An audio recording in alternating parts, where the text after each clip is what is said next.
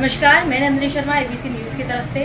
दर्शकों, आज है वर्ल्ड फिजियोथेरेपी डे और आज हम आए हैं गुरु नानक अस्पताल डॉक्टर सुरेंद्र भारद्वाज जी के पास और आज हम इनसे बातचीत करेंगे फिजियोथेरेपी से रिलेटेड कि वो हमारे लिए क्यों ज़रूरी है। और भी कई सारे हमारे पास मुद्दे हैं, उन सब चीज़ों को लेकर के हम आज बात करेंगे डॉक्टर सुरेंद्र भारद्वाज जी से। स्वागत है आपका हमारे चैनल पे सर। बहुत शुक्रिया मैडम, नमस्कार। तो आज वर्ल्ड फिजियोथेरेपी डे है, आप क्या कहना चाहेंगे? वर्ल्ड फिजियोथेरेपी डे पे मैं पहले तो सभी को शुभकामनाएं देना चाहता हूँ, सभी अपने दोस्तों को, सभी हमारे फिजियोथेरेपिस्टों को और स्टूडेंट्स को, हमारे मेंटर्स को, हमारे टीचर्स को और सभी डॉक्टर्स को और समाज को जो हमारे साथ जुड़ रहे हैं, ठीक हो रहे हैं या फिर ठीक करने की हम लोग कोशिश कर रहे हैं लोगों को। सबसे पहले आपसे ये जानना चाहूँगी कि जो फिजियोथेरेपी है, ऐसा लग रहा है जैसे आजकल सब लोगों की ज़रूरत बन गई है, ऐसा क्यों? देखिए, आजकल जो आज का ज़माना है इसमें इतना बिजी हो गया, लोग लैपटॉप पे बैठे हैं, सेटिंग जॉब ज़्यादा है और लोगों का जो वर्कआउट ज़्यादा नहीं रह गया लोगों का। इस वजह से किसी का मसल पुल हो रहा है, किसी को बैक एक हो रहा है, किसी को नेक पेन हो रहा है।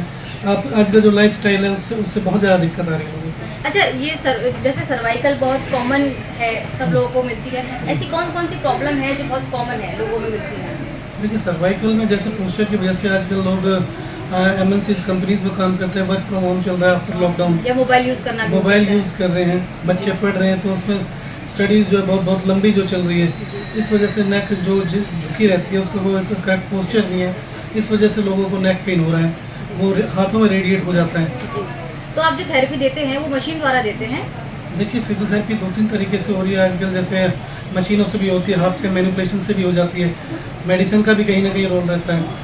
आजकल कुछ लोगों ने ऐसा कर रखा है कि कायरोप्रैक्टिस के नाम पे लोगों को चटका रहे हैं, कोई कुछ कर रहा है, कोई कुछ कर रहा है, कोई गर्दन चटका लिया, उसमें इतना नुकसान हो रहा है लोगों का कि उनका हाथ खत्म, पैर खत्म। बिल्कुल। तो अच्छा, आप जो इन लोगों की बात कर रहे हैं, ये अनट्रेन्ड लोग होते हैं, तो आप क्या कहना चाहेंगे इनके बारे में, जो अनट्रेन्ड होते हैं या फिर कुछ टाइम कहीं ट्रेनिंग ले ली, कहीं पे ज्वाइन कर लिया, उसके बाद अपना सेंटर खोल लिया, तो ऐसे लोगों के लिए आप क्या कहना चाहेंगे? देखिए, ऐसे लोग, इनको हम क्वैक्स बोलते हैं, जो झोला छाप होते हैं। ये लोग कहीं भी हमारे पास है, किसी और के पास है, हम तो पहली बात तो ये कि हम लोग इन लोगों को नहीं रखते, हमारे पास सारा वेल एजुकेटेड स्टाफ होता है, हम इन लोगों को नहीं रखते हैं। ये कहीं इधर उधर छोटे मोटे क्लिनिकों पर जाकर काम कर लेते हैं, एज अटेंडेंट उनको रख लेते हैं, वहाँ से वो अगले दिन 5-7-10 हज़ार रुपये की मशीन खरीदी और मार्केट में पहुँच जाते हैं। इस तरीके से हमने CMO साहब को बोला भी है, उन्होंने भी हमें आश्वासन दिया है कि हम इन्हें बंद कराएंगे शहर से। ठीक है, ये तो आपकी बात होगी, आप एक एजुकेटेड पर्सन हैं, आप एक डॉक्टर हैं, तो आपको पता है कि लोगों को कैसे पहचाना है। बट जो लोग फिजियोथेरेपी लेने जाते हैं उनको नहीं पता होता कि ये झोला छाप है या कौन है, तो उनको कैसे पहचानेंगे?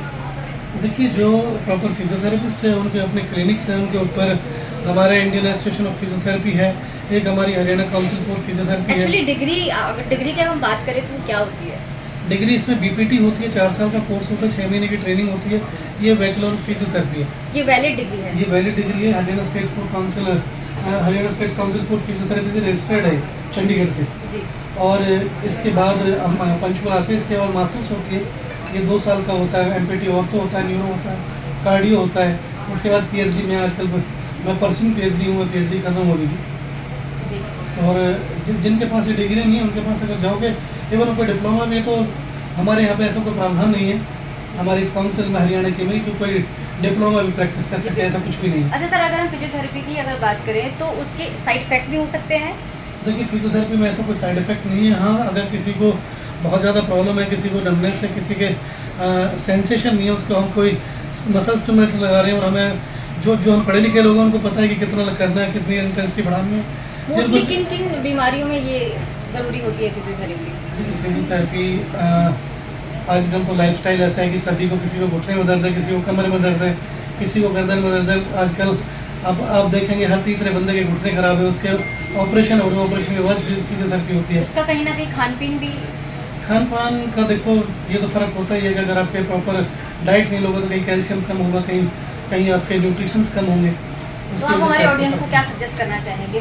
वर्ल्ड फिजियोथेरेपी डे है आज, क्या सजेस्ट करेंगे हमारी ऑडियंस को आप? मैं वर्ल्ड फिजियोथेरेपी डे पे सभी को यही कहना चाहूँगा कि ढंग से रहें, अच्छे से रहें, अपने पोस्चर का ख्याल रखें। कोई भी परेशानी आए तो उसको अपने आप में घोलें ना सीधे हमारे पास हैं। अच्छा, आज आपने कुछ स्पेशल किया है आपके हॉस्पिटल में? जी, आज वर्ल्ड फिजियोथेरेपी डे पे हम इसको सेलिब्रेट कर रहे हैं और हम करते आ रहे हैं। किस तरीके से आपने सेलिब्रेट किया है? इसमें हमने इसको 7, 8, 9, 10 4 दिन का हमने फ्री कैंप लगा रखा है यहाँ पर। तो ये सभी के लिए फ्री है या फिर कोई कार्ड आपने अवेलेबल किया? नहीं, ये सभी के लिए फ्री है। इसका मैंने बैनर्स वगैरह हमने सब कुछ हॉस्पिटल की तरफ से निकाला हुआ है, जी, अखबार में निकाला हुआ है। तो दर्शकों, गुरु नानक हॉस्पिटल में कुछ स्कीमें चलाई हुई हैं 2-3 दिनों के लिए वर्ल्ड फिजियोथेरेपी डे की तरफ से, और हम चाहेंगे कि आप यहाँ करके फ्री जो निःशुल्क सुविधा दी जा रही है उसको प्राप्त करें। एबीसी चैनल पे इसी तरह बने रहें, हम अपनी तरफ से पूरी अपडेट आप तक पहुँचाते हैं। धन्यवाद। वैसे जो आज का दिन है 8 सितंबर, ये हम लोग मनाते हैं as a world physiotherapy day. तो हम लोग जो ऑर्थोपेडिक सर्जन्स हैं, जो जोड़ों का इलाज करते हैं, हम लोग बिना फिजियोथेरेपिस्ट के बिल्कुल बेकार हैं। हमारा उतना ही काम है कि मरीज को ठीक करके हड्डी जोड़ के फिजियोथेरेपिस्ट के पास भेजना जिन्होंने उसे चलाना है। सो जो फ्यूचर है वो फंक्शनल मोबिलिटी का है। पेशेंट जल्दी से जल्दी ठीक होके काम पे जाना चाहता है। ऐसा नहीं है कि पहले पुराने ज़माने में हड्डियाँ नहीं जुड़ती थी, पुराने ज़माने में भी हड्डियाँ जुड़ती थी, टेक्नोलॉजी इतनी नहीं थी, पेशेंट लेट के रहता था, हड्डी जुड़ जाती थी। पर उस टाइम क्या होता था, हड्डी जुड़ गई बट पेशेंट का पैर मुड़ नहीं रहा, हाथ मुड़ नहीं रहा, हाथ सीधा रह गया। अब टेक्नोलॉजी के साथ साथ हम जिस दिन ऑपरेशन करते हैं उसके अगले दिन से ही मरीज को चला देते हैं। जैसे घुटना बदलने का आपने सुना होगा कि हम घुटना बदलते हैं, अगले दिन से मरीज चलने लग जाता है। दैट इज़ ओनली बिकॉज कि हमारे पास बहुत अच्छे फिजियोथेरेपिस्ट सब हैं। हमारा फोकस अब फंक्शनल मोबिलिटी पे चेंज हो गया है। तो हम फंक्शनली पेशेंट को जल्दी से जल्दी इस काबिल बनाते हैं कि वो अपने काम पे वापस जा सकें। वो इम्पोर्टेंस हमारी लाइफ में फिजियोथेरेपिस्ट की है कि हम लोग बिना फिजियोथेरेपिस्ट के अब काम नहीं कर पाते। जो ये साल है वो इस साल को वैसे भी गठिया का साल बोला जाएगा कि हम गठिए के मरीजों को दवाइयों के साथ साथ फिजियोथेरेपी के साथ कितनी जल्दी हम मोबिलाइज कर सकते हैं। पुराने ज़माने में आपने अगर देखा हो तो जो गठिए के मरीज हैं उनके हाथ टेढ़े होने के बाद वो लोग फिर काम नहीं कर पाते। अब मेडिसिन भी हमारे पास अच्छी आ गई हैं, सर्जरीज भी आ गई हैं, उनके साथ साथ वर्जिश पे जोर आ रहा है। और जो वर्जिश है वो बहुत स्पेसिफिक होती है, वो ऐसी नहीं होती कि आप कहीं पे भी जिम में जाके वर्जिश कर सको। You have to have a functional rehabilitation. Functional rehabilitation का मतलब है कि डॉक्टर आपको जितना बताए आपने उतना करना है, उसके बाद धीरे धीरे प्रोग्रेस करनी है। उसके लिए स्पेशल मशीन्स चाहिए होती हैं, CPM टाइप की मशीन्स होती हैं, वो चाहिए होती हैं। सो ऑल दैट वो हमारे लिए फिजियोथेरेपिस्ट ही कर पाते हैं। वो तो डॉक्टर सुरेंद्र जो हमारे फिजियोथेरेपिस्ट हैं और जो यहाँ पे हमारे मरीजों की देखभाल कर रहे हैं। वर्ल्ड फिजियोथेरेपी डे पे सभी को बहुत बहुत शुभकामनाएं। जैसा कि ये वाला साल है, ये रियोमेटॉइड आर्थराइटिस के 2023 मनाया जा रहा है और इसी में इन्हीं लोगों के हम ट्रीटमेंट करेंगे सभी का। लेकिन एक पर्टिकुलर एक वो होता है, जैसे पिछली बार ऑस्टियोआर्थराइटिस था, अगली बार रियोमेटॉइड आर्थराइटिस आ गया, तो उसको आप ट्रीट कर रहे हैं फिजियोथेरेपी। जैसे कि सर ने बताया कि वैसे तो हम पेशेंट वही देखते हैं जो सर हमें भेजते हैं IPD में, OPD में। सभी ऑपरेशन के बाद किसी की स्टिफनेस रहेगी उसको हम ठीक करते हैं। कई ऐसा होता है कि सारे मरीजों को ऑपरेशन की जरूरत नहीं होती, उनको भी सर हमारे डॉक्टर इंद्रजीत उनको बोलते हैं कि जाओ फिजियो में जाओ, वहाँ जाके आप ठीक हो जाओ। इस तरीके से हम यहाँ पे म्यूचुअल में काम कर रहे हैं।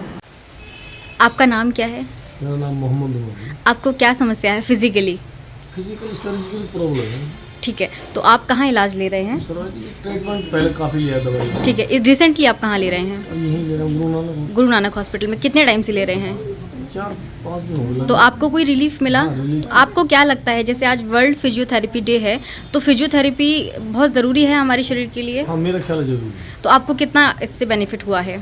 कम से कम 50-60% मुझे पहले क्या समस्या थी आपको? ये सर्वाइकल की प्रॉब्लम। नहीं, सर्वाइकल की थी, लेकिन आप क्या मूवमेंट नहीं कर पाते थे, चल नहीं पाते हाँ, थे? वैसे दिक्कत हुई, गर्दन दर्द सोने में घुमाने प्रॉब्लम, मूव करने में प्रॉब्लम। हाँ, मूव करने में प्रॉब्लम होती है। अब क्या इम्प्रूव हुआ है उसमें? पहले से कम 50% 50% रिस्पॉन्स हुआ है। तो आगे आप कंटिन्यू रखेंगे या फिर? हाँ, मेरा ख्याल है अभी डॉक्टर साहब जैसे एडवाइस करेंगे 2 दिन 4 दिन के लिए तो रखूंगा ही। अगर डॉक्टर साहब मना कर देंगे तो मना कर देंगे। तो आप क्या प्रतिक्रिया देना चाहेंगे डॉक्टर साहब के लिए और ये गुरु नानक हॉस्पिटल के लिए? मैं तो ये कह रहा हूँ कि अच्छा लग रहा है मुझे काफ़ी। अच्छा लग रहा है। तो आज आप फ्री ऑफ कॉस्ट ले रहे हैं क्योंकि आज फ्री होगा कैंप ना? सही है। ठीक है, थैंक यू।